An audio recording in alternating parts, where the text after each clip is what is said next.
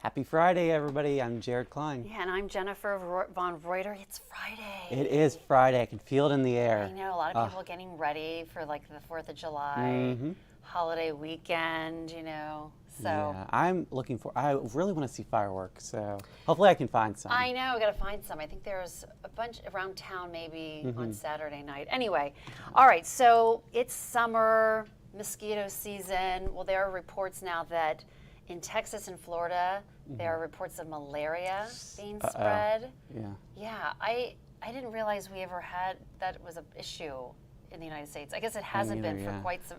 So this is the first time there has been a local spread in 20 years in the United States.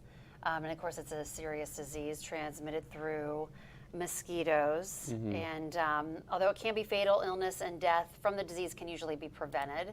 So that's good news. But it's kind of, what's next?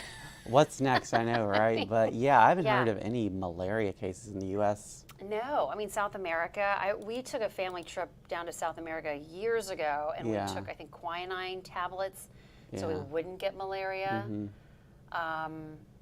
So It's scary because mosquitoes definitely like me. So. Oh, I get eaten alive. Yeah. I'm one of those people that get eaten alive. So anyway, Texas and Florida, some cases of malaria. So that's frightening. All right, so this is kind of so I feel like I need to start hoarding this. So sriracha there's a shortage, there's been a prolonged shortage of the sriracha, that spicy hot sauce, chili sauce. And there are reports that you can buy some on eBay for as high as $70 a bottle. A bottle, yeah. And if the shortage gets so bad, it could go up to $120 a bottle. Okay, don't be ridiculous, people. I know. I don't like hot sauce, so maybe this is not. I mean, maybe I'm not in the right mindset, but I would not pay $120 for. There's so many hot sauces out there that I feel like you could find a compatible one. I mean, exactly. I don't know. I do like sriracha, so I actually put it on my eggs, like scrambled eggs or hard-boiled egg. I really do love it. I don't and see cook how with it quite a bit. But anybody can enjoy anything hot. It's just really, you don't hate like it. any? Do you like pepper? It's painful. It's no, really? you're supposed to be enjoying your food, not suffering through it. Yeah. In my opinion. Yeah, I can understand that. If it's too spicy, well, I like spice and flavor. So you're right. There gets to a point where if it's too spicy, it takes away from the flavor of something. But I do like spice. I remember in school we had spicy chicken sandwiches, and I could not eat it. You're kidding. It was so bad. I was like, why are they giving us this? You're kidding. Well, you were starving for the rest of the day. I would try to eat it and then just chug down milk. No one else was fazed by it because it was very, very mild. But I was like, I can't eat this. Oh my goodness, I'm just envisioning you as a kid trying to eat a spicy chicken sandwich. All right, and then finally, just to end the week on a nice note, this is so adorable. It's a giraffe kind of playing with a fawn, a little deer in this wildlife sanctuary. I think our internet connection is... Something happened. Uh-oh. Anyway, I'll describe it for you. It's just, you can kind of tell just from this one image how the giraffe is bending down, and kind of playing with this little deer. It's a deer. It's a deer. It's a baby deer. Yeah.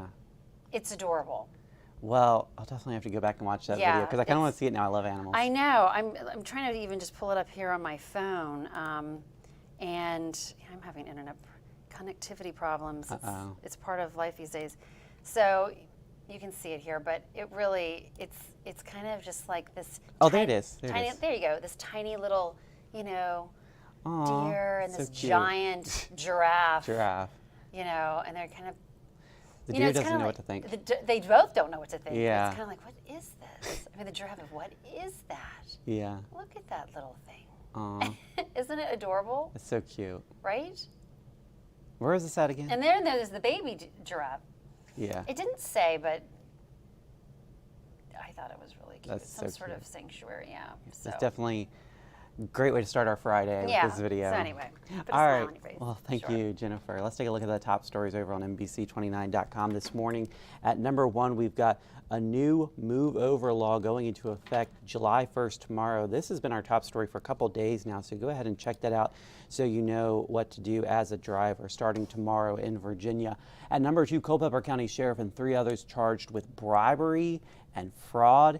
And then at number 3, Desmond Roberts not afraid of hard work as a preferred walk-on for UVA basketball.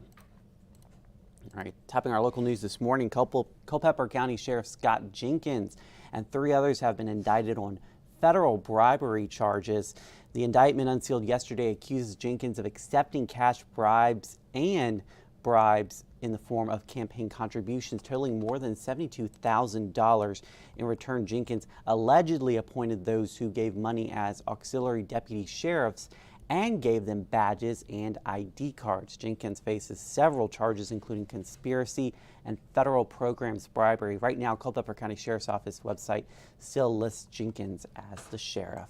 Well, the University of Virginia is responding to yesterday's Supreme Court ruling that struck down affirmative action in college admissions.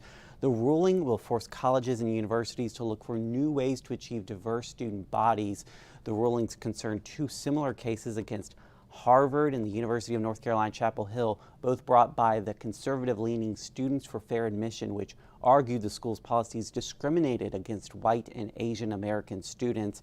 In a statement yesterday, UVA President Jim Ryan and Provost Ian Baucom say, quote, "Our commitment to diversity, in short, is not diminished, even if our ability to pursue the goal is constrained." Well, after more than a decade, today, Friday, marks the last day in business for a well-known Charlottesville brewery. Champion Brewing Company first announced a closure on Facebook. The brewery has been open since 2012. Champion Hospitality Group has been experiencing difficulty in recent months and is now closing restaurants and scaling back its operations. And finally this morning in the local beat, a nonprofit in Charlottesville says it is confident the city can reach its goal of cutting greenhouse gas emissions by nearly half. The Community Climate Collaborative says emissions from the electricity sector are on the decline, but more work needs to be done when it comes to natural gas and transportation. The mandate requires the city to meet these goals by 2030, and the goal in Charlottesville is to be completely carbon neutral by the year 2050. All right, let's take a look at that 7-day forecast on this Friday morning.